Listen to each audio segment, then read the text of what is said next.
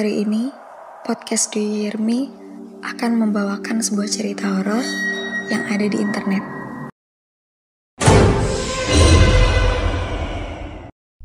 Ceritanya gini, aku kerja di rumah sakit anak dan bunda di daerah Selipi. Lumayan terkenal sih rumah sakitnya. Kebetulan aku pegawai honorer yang kena shift pagi, sore, dan juga malam. Singkat cerita, giliran aku yang dinas malam saat itu. Ruang rawat inapku yang ada di paling belakang, paling pojok lorong, yaitu ruang gakin atau keluarga miskin. Ruanganku ini terkenal seram.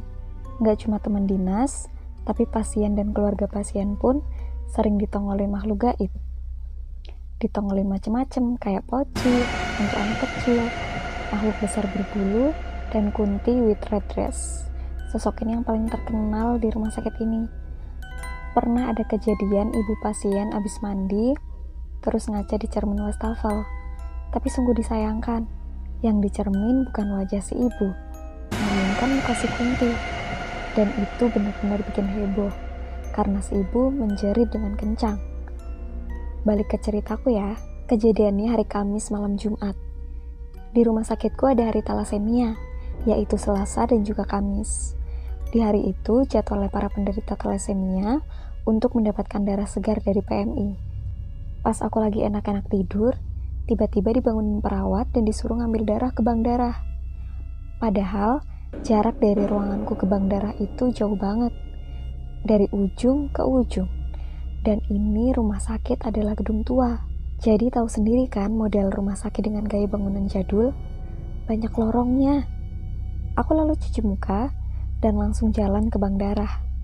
Baru selangkah keluar dari ruanganku, firasatku udah gak enak. Akhirnya aku baca-baca surat Anas sama ayat kursi biar takut itu gak hadir di hati.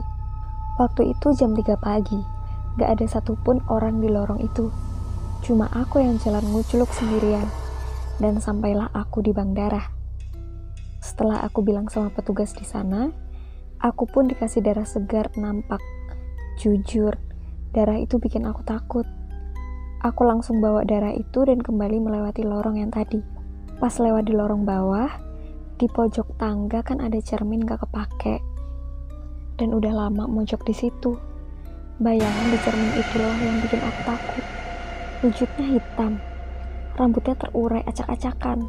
Dan bodohnya lagi, aku baru sadar bayangan di cermin itu pas udah dekat. Karena aku penasaran, aku deketin tuh cermin. Pas dilihat dari deket, ya Tuhan, itu Mr. Kunti alias Kunti laki-laki. Itu mukanya serem abis. Kenapa aku tahu itu Kunti laki-laki? Soalnya dari ketawanya, kayak kuda meringkik. Aku lemas dan mau lari pun gak bisa. Akhirnya aku balik badan dan baca ayat kursi lagi.